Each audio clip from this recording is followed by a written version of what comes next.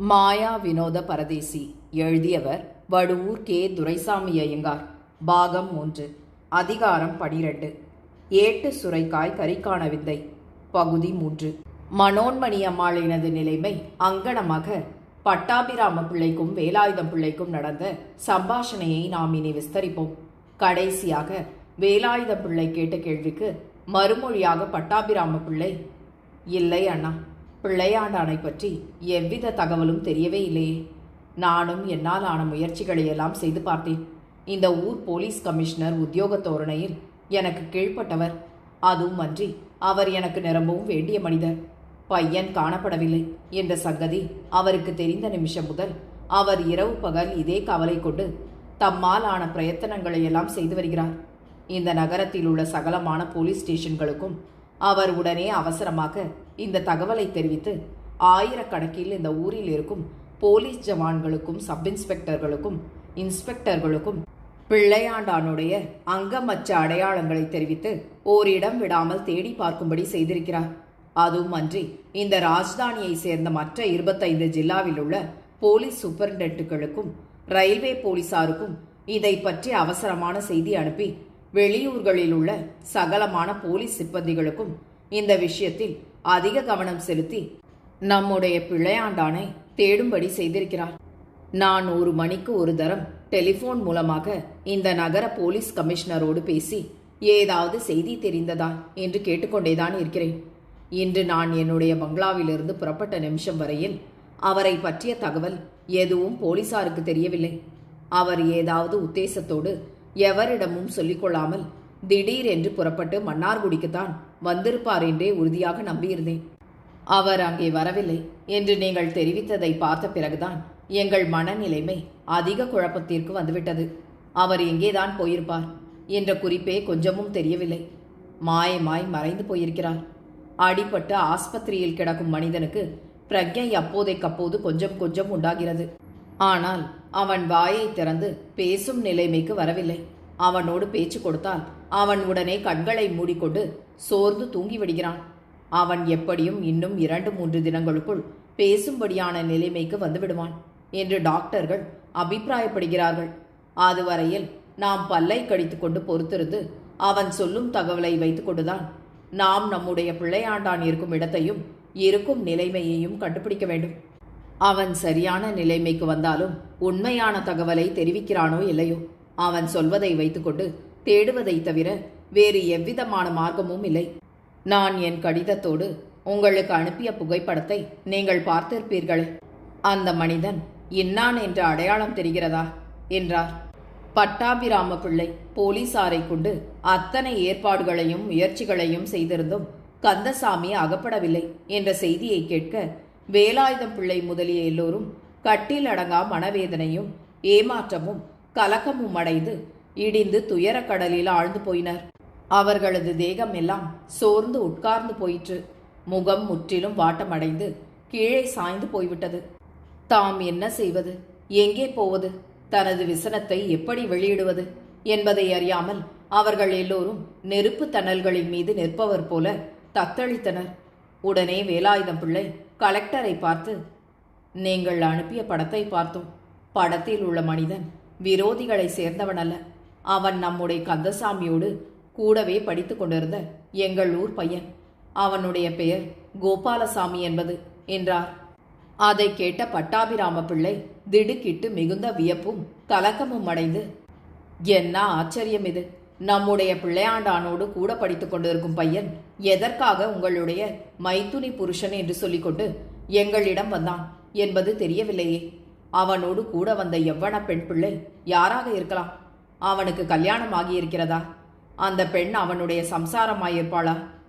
அப்படி இருந்தாலும் அவர்கள் இருவரும் என்ன கருத்தை வைத்துக்கொண்டு எங்களிடம் வந்து உங்களுடைய நடையுடை பாவனைகளை பற்றி பெண்ணினிடம் பேசி அவளுடைய மனசை கலைக்க முயன்றிருப்பார்கள் என்பது தெரியவில்லையே என்றார்.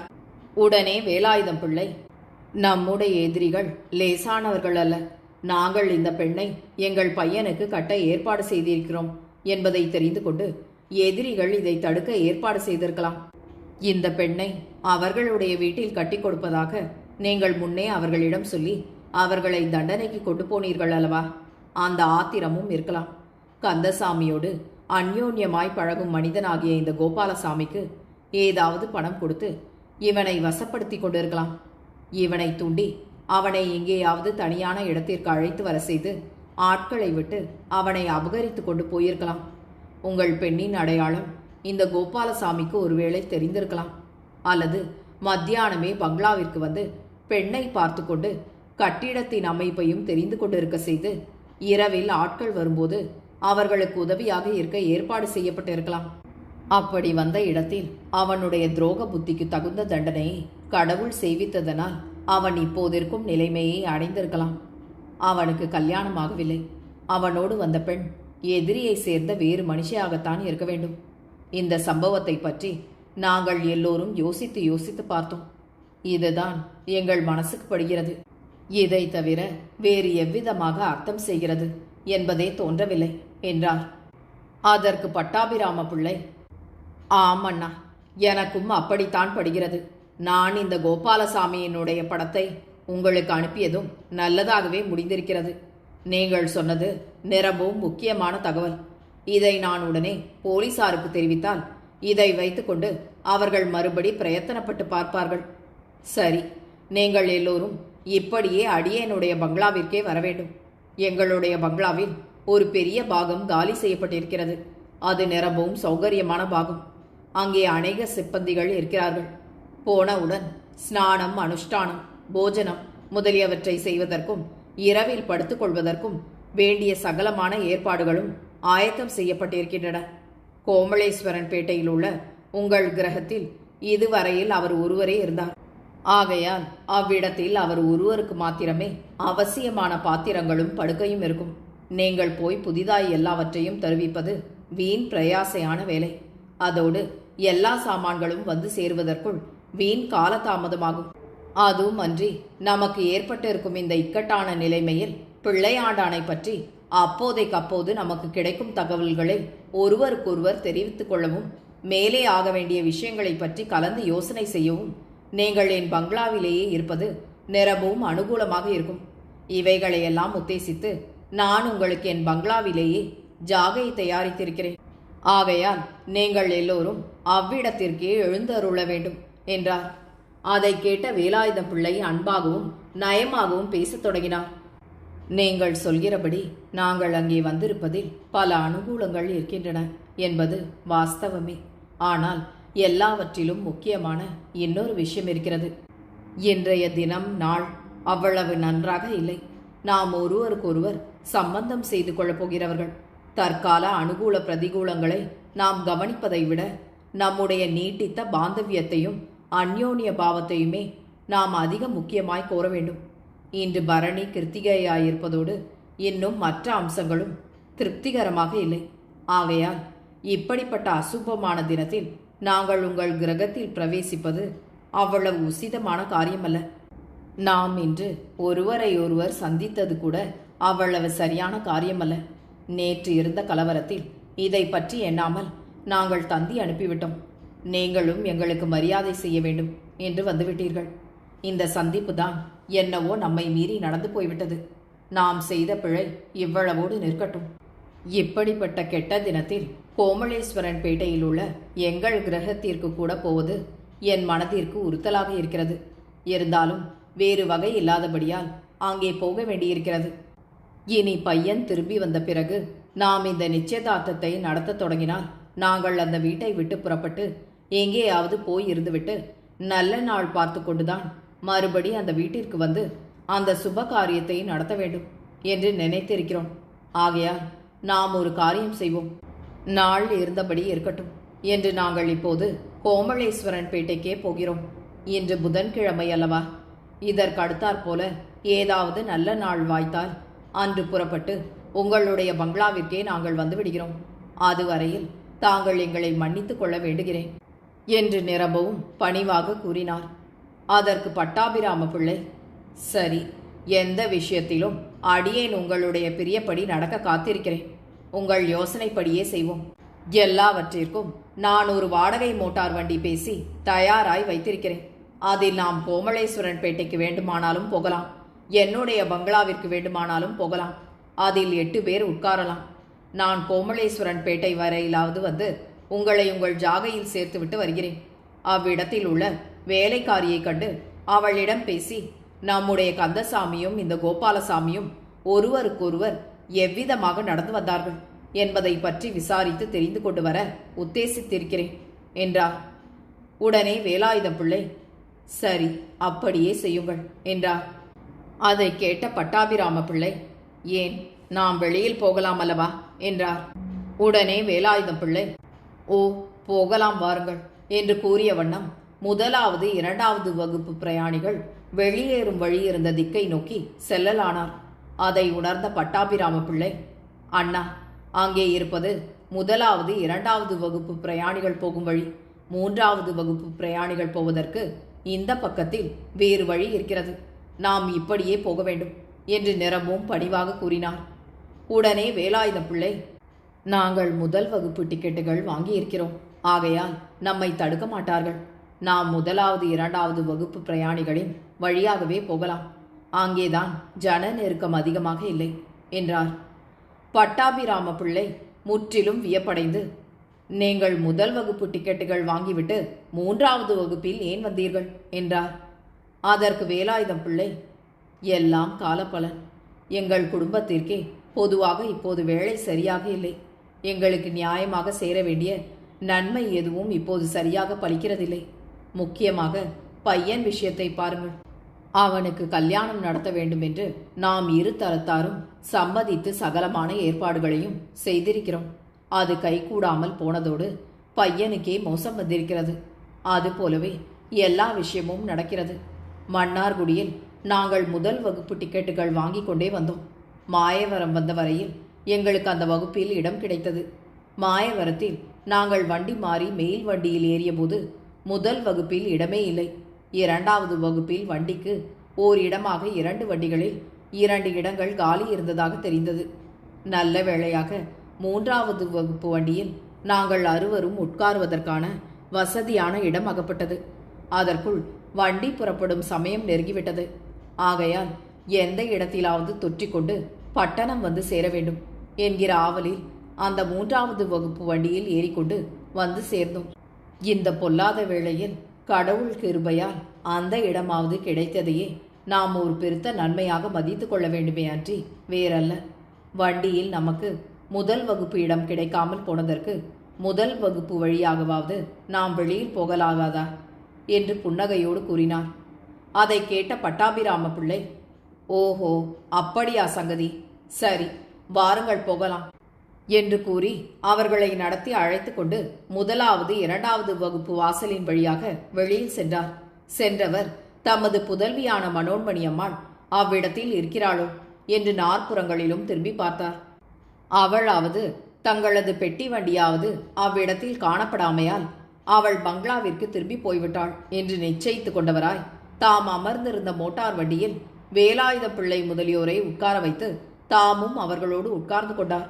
வண்டி புறப்பட்டு இடைவழியில் எவ்வித விசேஷ சம்பவமும் இன்றி 10 நிமிஷ நேரத்தில் கோமலேஸ்வரன் பேட்டையில் உள்ள வேலாயுதம் பிள்ளையின் மாளிகையை அடைந்தது. அன்றைய தினம் அசுப தினம் ஆதலால் தமது புதிய சம்பந்தியான பட்டாபிராம பிள்ளை முதலாக தமது கிரகத்திற்கு வருவது வேலாயுதம் பிள்ளையின் மனத்திற்கு சம்மதமில்லை. ஆனாலும் வரவேண்டாம் என்று சொல்வது மரியாதை குறைவான காரியம் என்று கருதி அவர் மௌனமாகவே இருந்தார். கந்தசாமியின் சமையல்காரி மன்னார்குடியிலிருந்து வேலாயுதம் பிள்ளையினால் அனுப்பப்பட்டு வந்தவள். ஆதலால் அவள் அவரையும் அவரை சேர்ந்தவர்களையும் கண்டவுடனே அவர்கள் இன்னார் என்பதை உணர்ந்து கொண்டாள். பட்டாபிராம பிள்ளை அதற்கு முன் அவ்விடத்திற்கு பல தடவைகளில் வந்து போயிருந்தார். ஆதலாலும் அவர் கந்தசாமிக்கு மாமனாராக போகிறவர் என்பதை அறிந்து கொண்டிருந்தாள். ஆதலாலும் அவரது அடையாளத்தையும் அவள் உடனே கண்டு கொண்டாள். அவளும் அவளது புருஷனும் தமக்கென்று தனியான ஜாகை ஒன்று வைத்துக் கொண்டிருந்தனர். ஆதலால் அவள் இரவில் படுத்துக்கொள்வதற்கு மாத்திரம் தனது சொந்த ஜாகைக்கு போவதும் மற்ற காலத்தில் கந்தசாமியின் வீட்டிலிருந்து அவனுக்கு வேண்டிய பணிவிடைகளை செய்வதுமாய் இருந்து வந்தாள். கந்தசாமி காணாமற் போன தினம் முதல் அவன் எப்போது திரும்பி வருவான் என்று அவள் ஆவலோடு அவனது வருகையை எதிர்பார்த்து பதைத்து நெருப்பு தணல்களின் மேல் நிற்பவள் போல அளவிட இயலாத சஞ்சலமும் கலவரமும் விசனமும் அடைந்தவளாய் இருந்து வந்தாள். கந்தசாமி காணாமல் போனதை பற்றி அவள் மன்னார்குடிக்கு கடிதம் எழுத முயன்ற காலத்தில் பட்டாபிராம பிள்ளை அவ்விடத்திற்கு வந்து தாம் மன்னார்குடிக்கு தந்தி அனுப்பியிருப்பதாகவும் மறுபடி விவரமான கடிதம் அனுப்பப் போவதாகவும் கூறியதை கேட்ட பிறகு அவள் கடிதம் எழுதுவதை நிறுத்திவிட்டு அது முதல் நிமிஷத்திற்கு நிமிஷம் கந்தசாமியின் வருகையையும் அவனை சேர்ந்த மனிதர்களின் வருகையையும் எதிர்பார்த்தவளாய் வேதனை கடலில் ஆழ்ந்து தத்தளித்து இருந்தாள். ஆகவே புதன்கிழமை காலையில் வந்து சேர்ந்த வேலாயுத பிள்ளை முதலியோரை கண்டவுடன் அவளுக்கு ஆத்திரமும் அழுகையும் பொங்கி எழுந்தமையால் அவள் உடனே கோவென கதறி அழுது, எஜமானி, குழந்தை அகப்பட்டாரா என்று கட்டில் அடங்கா ஆவலோடு கேட்க அவளது உருக்கமும் விசனமும் தொற்று வியாதி போல பரவி மற்றவரது மனத்தையும் கப்பிக்கொண்டமையால் வேலாயுதம் பிள்ளையும் அவரை சேர்ந்தவர்களும் கலங்கி கண்ணீர் விடுத்து தேம்பி தேம்பி அழுதவர்களாய் உள்ளே சென்றனர். பட்டாபிராம பிள்ளை அந்த வேலைக்காரியை நோக்கி நிரம்பவும் அன்பாக பேசத் தொடங்கி, பிள்ளையாண்டான் இன்னும் அகப்படவில்லை அம்மா. அவரை தேடி பிடிப்பதற்கு தக்க ஏற்பாடுகள் செய்யப்பட்டிருக்கின்றன. சீக்கிரம் அகப்பட்டு விடுவார் என்று கூறிய வண்ணம் தமது சட்டை பையில் வைத்துக் கொண்டிருந்த ஒரு புகைப்படத்தை வெளியில் எடுத்து அந்த சமையல்காரியிடம் நீட்டி, இதை பாரம்மா, இதில் இருக்கும் மனிதர் யார் என்பது உனக்கு தெரியுமா என்று பார்த்து சொல் என்றார். உடனே சமையல்காரி ஆவலோடு அந்த படத்தை வாங்கி பார்த்துவிட்டு, ஓஹோ, இது நம்முடைய கோபாலசாமியின் படம் அல்லவா, இது எங்கிருந்து உங்களுக்கு கிடைத்தது என்றாள். அதற்கு பட்டாபிராம பிள்ளை, இவருக்கும் உனக்கும் எப்படி பழக்கம் என்றார். அதற்கு சமையல்காரி, இவரும் மன்னார்குடியிலிருந்து இந்த ஊரில் வந்து படித்துக் கொண்டிருப்பவர். இங்கே பக்கத்தில் உள்ள சாப்பாட்டு கடையில் இவர் சாப்பிட்டுவிட்டு எப்போதும் இங்கேதான் நம்முடைய சின்ன எஜமானவரோடு கூடவே படித்துக் கொண்டிருப்பார். ராத்திரி வேளையிலும் இங்கேதான் படுத்துக்கொள்வார். நம்முடைய சின்ன எஜமானர் காணாமல் போனதற்கு பிறகு நான் பல தடவை அந்த சாப்பாட்டு கடைக்கு போய் இவரை பற்றி விசாரித்தேன். இவர் அங்கே சாப்பாட்டுக்கு வரவே இல்லையாம். சோற்றுக்கடைக்காரரும் கவலைப்பட்டு இவரை பற்றி அடிக்கடி என்னிடம் விசாரித்து கொண்டே இருக்கிறார். இவர்கள் இருவரும் ஒன்றாக சேர்ந்து கொண்டுதான் எங்கேயாவது போயிருக்க வேண்டும். ஆனால் சேர்ந்தாற் போல இத்தனை நாட்கள் வரையில் இவர்கள் இதுவரையில் வீட்டுக்கு வராமல் வெளியில் இருந்ததே இல்லை. 2 நாட்கள் எங்கேயாவது போனால் என்னிடம் தகவல் சொல்லிவிட்டு தான் போவார்கள். இந்த தடவை எவ்வித தகவலும் சொல்லாமல் போயிருக்கிறார்கள். எங்கேதான் போயிருப்பார்கள் என்பது தெரியவில்லையே என்றாள். அதை கேட்ட பட்டாபிராம பிள்ளை, கடைசியாக இவர்கள் இருவரும் எப்போது இவ்விடத்தில் சேர்ந்திருந்தார்கள்? போகும்போது இருவரும் ஒன்றாகவே சேர்ந்து போனார்களா என்று வினவினார். அதற்கு சமையல்காரி, கடைசியாக சனிக்கிழமை காலையில் இவர்கள் இருவரும் இங்கே ஒன்றாக இருந்தார்கள். 10 மணிக்கெல்லாம் நான் சின்ன எஜமானருக்கு சாப்பாடு போட்டேன். சனிக்கிழமை ஞாயிற்றுக்கிழமைகள் கலாசாலையில் ரஜா தினங்கள் ஆகையால் அந்த 2 தினங்களிலும் நான் சின்ன எஜமானருக்கு சாப்பாடு போட்ட பிறகு என்னுடைய ஜாகைக்கு போய் பிறகு பகல் 4 மணிக்கு திரும்பி வருகிறது வழக்கம். அதன்படி சனிக்கிழமை காலையில் நான் சாப்பாடு போட்டுவிட்டு எஜமானரிடம் சொல்லிக்கொண்டு என் ஜாகைக்கு போனேன். 2 நாழிகைக்கு பிறகு கோபாலசாமி வீட்டு வாசலில் திறவுகோலை என்னிடம் கொண்டு வந்து கொடுத்துவிட்டு தாங்கள் எங்கேயோ நடக்கும் பாட்டு கச்சேரிக்கு போவதாய் சொல்லிவிட்டு போய்விட்டார். அவ்வளவுதான் எனக்கு தெரியும். அதன் பிறகு அவர்கள் திரும்பி வீட்டுக்கு வரவே இல்லை என்றாள். அதற்கு பட்டாபிராம பிள்ளை, அது இருக்கட்டும், இவர்கள் இருவரும் எப்போதும் ஒன்றாகவே இருப்பார்கள் என்று சொன்னாயே, இவர்கள் ஒருவரோடு ஒருவர் உண்மையான பிரியத்தோடு இருந்தார்களா? இவர்களுக்குள் எப்போதாவது சண்டை அல்லது மனஸ்தாபம் ஏற்பட்டதை நீ பார்த்ததுண்டா? இந்த கோபாலசாமியின் சுபாவம் கபட சுபாவமா அல்லது ஒழுங்கான சுபாவமா என்றார். சமையல்காரி சிறிது சிந்தனை செய்து, இவர்கள் இருவரும் எப்போதும் சிநேகமாகத்தான் இருந்தார்கள். ஆனால் அடிக்கடி இவர்கள் இருவரும் எதை பற்றியாவது வாக்குவாதம் செய்து ஒருவரோடு ஒருவர் கொதிப்பாக பேசிக்கொள்வதும் உண்டு. 2 சந்தர்ப்பங்களில் இருவரும் ஒருவரோடு ஒருவர் முகம் கொடுத்து அந்யோன்யமாக பேசாமல் மனஸ்தாபமாக இருந்ததும் உண்டு. போன சனிக்கிழமைக்கு முந்தைய நாள் இரவில் கூட ஏதோ இவர்களுக்குள் பலமான வாக்குவாதம் நடந்தது. நம்முடைய சின்ன எஜமானரின் சுபாவம் எப்போதும் பெருந்தன்மையானது. அற்ப புத்தியே அவரிடம் இல்லை. பிறரிடம் அவர் கோபம் என்பதையே காட்டாமல் எல்லோரிடத்திலும் நிரம்பவும் தயாளமாகவும் காருண்யமாகவும் நடந்து கொள்வார். கபடம் என்பதே அவருக்கு தெரியாது. ஆனால் இந்த கோபாலசாமியின் குணம் அதற்கு நேர் விரோதமானது. பொறாமை, கோபம், தான் என்ற அகம்பாவம், கபடம் இதெல்லாம் கொஞ்சம் அவரிடம் உண்டென்பதை நான் பல தடவைகளில் கண்டிருக்கிறேன். கோபாலசாமியிடத்தில் இப்படிப்பட்ட கெட்ட குணங்கள் கொஞ்சம் இருந்தாலும் சின்ன எஜமானர் அவரிடம் வைத்திருந்த பிரியத்திலும் மதிப்பிலும் அதையெல்லாம் பாராட்டாமல் அவரிடம் ஒரே மாதிரியாகவே இருந்து வந்தார் என்றான். அவ்வளவோடு அவர்களது சம்பாஷணை முடிந்தது. உடனே பட்டாபிராம பிள்ளை வந்திருப்பவர்களுக்கு ஆக வேண்டிய காரியங்களை கவனிக்கும்படி அவளை உள்ளே அனுப்பிவிட்டு வேலாயுதம் பிள்ளையை நோக்கி, அண்ணா, கேட்டீர்களா இந்த அம்மாள் சொன்ன வரலாற்றை? இந்த கோபாலசாமியின் குணாதிசயத்தை பற்றி இவள் சொன்ன தகவலை நாம் எண்ணி பார்த்தால் பெருத்த பணத்தொகையை எதிரிகள் இவனுக்கு லஞ்சம் கொடுத்திருந்தால் இவனுடைய புத்தி மாறி போகக்கூடியதென்றே படுகிறது. இவனை பற்றி நீங்கள் செய்த யூகம் சரியானதாக தோன்றுகிறது. சனிக்கிழமை காலையிலேயே இந்த கோபாலசாமி நம்முடைய பிள்ளையாண்டானை வஞ்சித்து அழைத்து போய் எதிராளிகளிடம் சிக்க வைத்துவிட்டு ஒரு பெண் பிள்ளையையும் வேலைக்கார பெண் ஒருத்தியையும் அழைத்து கொண்டு எங்கள் பங்களாவிற்கு வந்திருக்க வேண்டும் என்பதே நிச்சயமான சங்கதியாக தோன்றுகிறது. சரி, இருக்கட்டும். இவன் எங்கே தப்பினான்? வைத்தியசாலையில் தானே இருக்கிறான். டாக்டர்கள் இவன் எப்படியும் பிழைத்துக் கொள்வான் என்றே சொல்கிறார்கள். உடனே போலீசார் இவனை சிறைசாலையில் அடைத்து நயத்திலோ பயத்திலோ உண்மையை கிரகித்து விடுவார்கள்.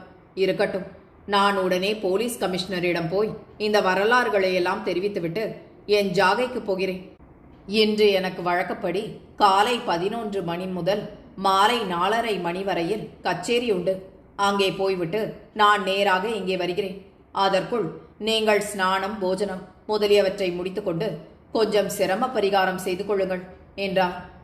உடனே வேலாயுதம் பிள்ளை, சரி, அப்படியே செய்யுங்கள் என்று கூறி அவரை இரகசியமான ஒரு இடத்திற்கு அழைத்து கொண்டு போய் திகம்பர சாமியாருக்கு எதிரிகள் பெட்டியில் நாகப்பாம்புகளை வைத்து அனுப்பிய விவரத்தையும் அவர் அந்த அபாயத்திலிருந்து சாமர்த்தியமாக தப்பித்துக்கொண்டு இறந்து போய்விட்டதாக தந்திரம் செய்திருப்பதையும் கூறியதன்றி அந்த விஷயத்தை வேறு யாரிடமும் வெளியிடாமல் பரம ரகசியமாக வைத்திருக்க வேண்டும் என்று எச்சரித்தார். அதுவும் அன்றி துரைதனத்தார் திகம்பர சாமியாரின் மரணத்தை பற்றி அதி சீக்கிரத்தில் விளம்பரம் வெளியிடுவார்கள் என்றும் கூறினார். அந்த எதிர்பாராத விபரீத செய்தியை கேட்டு இன்பமும் துன்பமும் அடைந்த பட்டாபிராம பிள்ளை முடிவாக அவரிடத்திலும் கண்ணப்பாவிடத்திலும் அனுமதி பெற்றுக்கொண்டு அவ்விடத்தை விட்டு போய்விட்டார். வடுவூர் கே. துரைசாமி ஐயங்காரின் இந்த நாவலை உங்களுக்காக வாசித்தது நிமா மனோ. கேட்டு மகிழ்ந்து விரும்பி பகிர்ந்து பதிவு செய்யவும். நன்றி.